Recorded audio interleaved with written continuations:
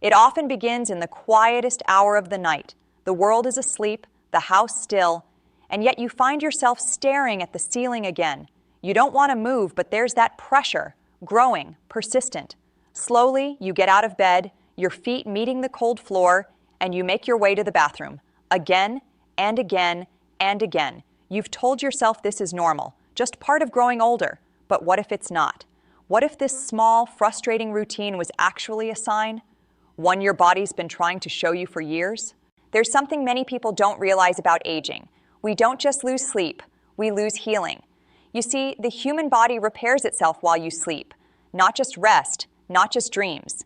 Deep, uninterrupted sleep is when your brain sorts memory, your muscles heal, your heart rate slows, and your immune system rebuilds.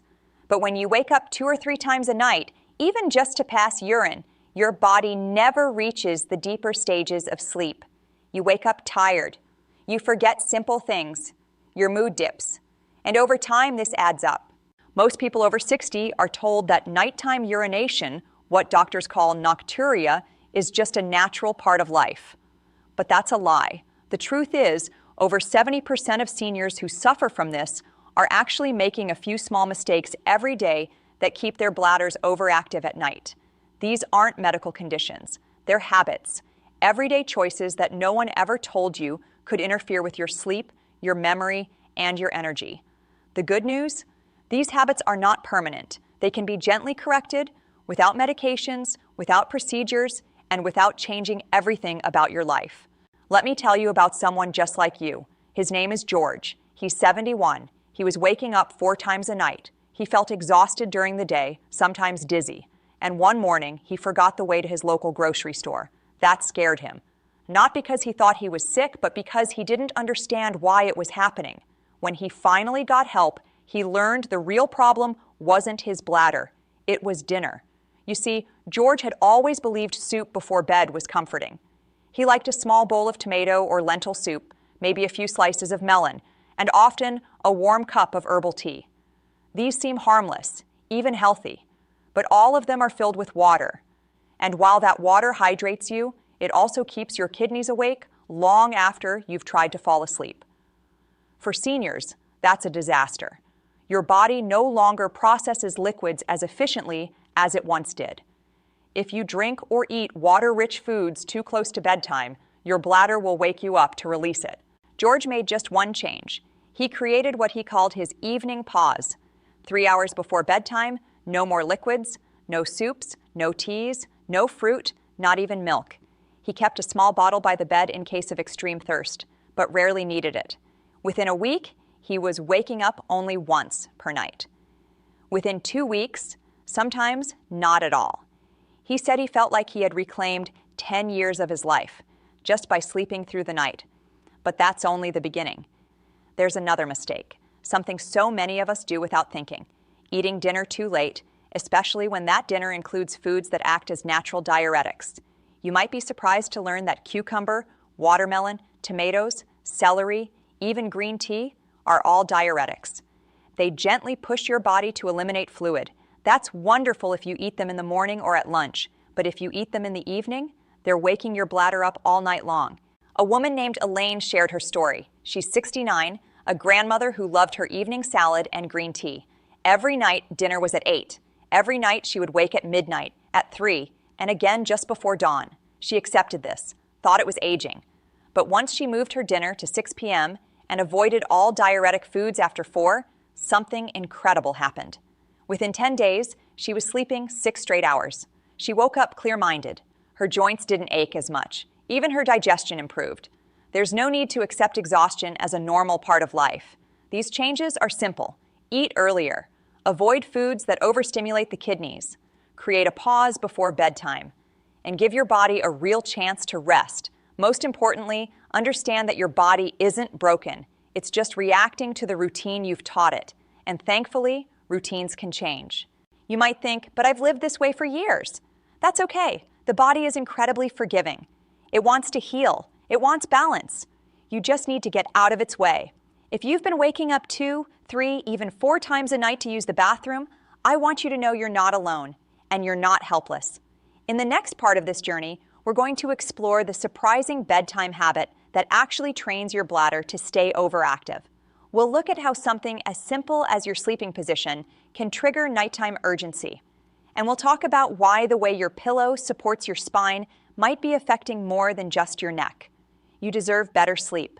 Not just more hours, but deeper, more refreshing rest. And you can get it. Not from a pill, not from a new mattress, but from understanding what your body is trying to tell you. The story isn't over. This is only the beginning. Stay with me, because your best nights may still be ahead of you. There's a habit passed down through generations, something many of us have done without question. Before bed, we go to the bathroom. Not because we feel the urge, but just in case. It sounds harmless, even wise. Why risk waking up later when you can empty your bladder now? But what if this habit, so small and familiar, is actually training your body to stay restless? What if every time you go, even when you don't need to, you're silently teaching your bladder to wake you up for no reason? That's exactly what happens. The bladder is made of muscles, and like any muscle, it learns from repetition. When you frequently urinate without a true urge, your bladder begins to expect it. Over time, it sends urgency signals even when it's not even half full.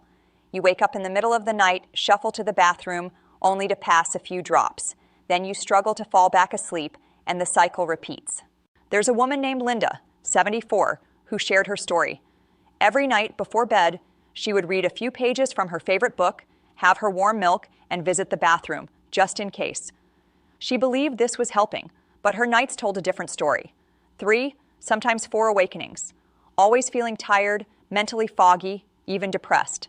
After learning about the false urge cycle, she did something different.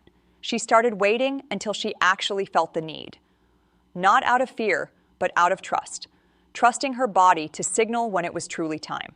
The first few nights were difficult. That anxious feeling still came, but she stayed in bed, breathed deeply, and distracted her mind. Gradually, her bladder adjusted. Within 2 weeks, she was sleeping in 5 to 6 hour stretches. Her confidence grew, her energy returned, and for the first time in years, she said she felt in control of her body, not controlled by it. It's a simple shift, but like so many things in life, simple doesn't mean unimportant. Sometimes it means everything. Now let's talk about something almost no one associates with nocturia, your sleeping position. The way you lie in bed can directly affect the way your bladder behaves. Some people sleep on their stomachs, believing it calms their heartbeat or helps digestion. Others use thick pillows that bend the neck or too flat ones that don't support the spine. But here's what science shows. When you sleep on your stomach or curl in a tight position, you're putting pressure on your abdomen. That pressure pushes on your bladder, even when it's not full. The result? A false signal. Another unnecessary awakening. Another night of lost rest. There's a man named Walter, a retired school teacher in his early 70s. For over 30 years, he slept on his stomach, head turned to the side, one arm under the pillow. He found it comforting, but as he grew older, the nighttime bathroom trips became constant. He thought it was just age. When he finally consulted a sleep therapist, he was given one recommendation. Shift your position. Lie on your left side. Place a pillow between your knees to align the hips. Use a medium pillow under your head that keeps your neck level with your spine. It felt awkward at first, but after just a week, he noticed a change. The pressure in his abdomen eased. His back hurt less. Most importantly, he only woke up once during the night, sometimes not at all. That one change gave him back his mornings. He said, for the first time in years, he didn't feel like a prisoner to his bladder. It's amazing how something as small as the way we lie down can affect the way we live. You see, the body isn't just reacting randomly. It's responding to pressure, position, signals, things we don't even realize we're sending. When you give it the right conditions, it knows how to sleep, how to heal, how to protect you. But you have to stop sending the wrong signals, going to the bathroom when you don't need to, curling up in a way that squishes your organs, using a pillow that pulls your spine out of line. All of these are habits, not flaws, not age, habits. And habits can be changed, gently, naturally, no force, just awareness. And what happens when you change them? You begin to remember what it feels like to truly rest, to wake up feeling clear, not cloudy, to go through your day with energy, not exhaustion, to feel joy again in the little things, a morning walk, a quiet breakfast, even a short chat with a neighbor. These are not luxuries. They are your right, but they begin with sleep. So if you've been waking up night after night wondering if this is just how it has to be, I'm here to remind you, it doesn't. There is more waiting for you. The change starts not with a pill, but with a choice. Trust your body. Train it gently. Adjust your position. Delay the unnecessary. Let your nights be for sleeping, not for walking back and forth to the bathroom in the dark. In the next part of this series, we'll go even deeper. We'll explore how the temperature of your bedroom and the clothes you wear to sleep can quietly trigger your kidneys to stay active. You'll discover how something as simple as your pajamas might be keeping you from healing rest, and how adjusting your environment, just slightly, could help your body stay still and silent through the night. The smallest shifts can create the biggest peace. Your journey to better sleep isn't over. In fact, it may just be beginning. I'll see you in the next video. There's something deeply comforting about a familiar bedtime routine, a warm drink, soft lighting, a quiet room. But sometimes, even the most soothing rituals can silently work against us. Many older adults, perhaps even you, sleep in thick pajamas, under heavy blankets, in sealed rooms with little airflow. It feels safe, it feels cozy, but night after night you wake up drenched in sweat, uncomfortable, needing to use the bathroom again. You blame age, but the real reason might be something far simpler. Your room is too warm, and your body can't breathe. You see, during sleep, your body naturally cools itself. This drop in temperature signals that it's time to slow down, heal, and enter deep rest. But when your room is too hot or your clothes trap heat, your body fights to regulate itself. It pushes more blood to the surface, and that movement pulls fluid from your tissues. That fluid passes through the kidneys and becomes urine. The result? Your bladder wakes up, not because you drank too much, not because you're old, but because your body is trying to cool down. There's a woman named Darlene. She's 69 and spent years waking up 4 or 5 times a night. She thought it was her bladder. She tried cutting fluids, changing her diet, even using sleep aids. Nothing worked. Then someone asked her one simple question, "What do you wear to bed?"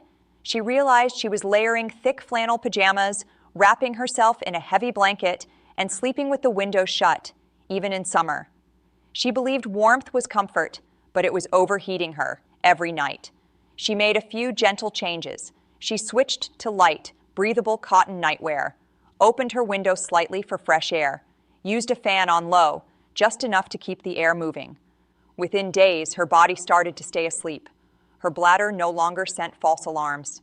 She woke up only once, sometimes not at all. And for the first time in years, she felt rested, clear, present. She said it was like waking up from a fog. The ideal sleeping environment isn't blazing warm. In fact, studies show the perfect sleep temperature is around 65 to 68 degrees Fahrenheit. Not too cold. Just cool enough to let the body drop into that deep, healing rhythm. Light fabrics help too. Cotton, linen, even bamboo. All allow your skin to breathe. And if you tend to get cold, layering light clothes is better than wrapping yourself in heavy material. This way, your body can adjust naturally through the night. It's such a small detail, what you wear, how warm your room is. But for many, it's the missing piece, the one thing they never thought to question. And once they fix it, everything shifts. They sleep deeper, wake fewer times, feel lighter in the morning. It's not magic. It's just the body doing what it's designed to do once we stop getting in its way. Now take a moment and ask yourself, how many years have you been waking up at night, assuming it was just part of getting older? How many times have you accepted poor sleep as something you can't fix?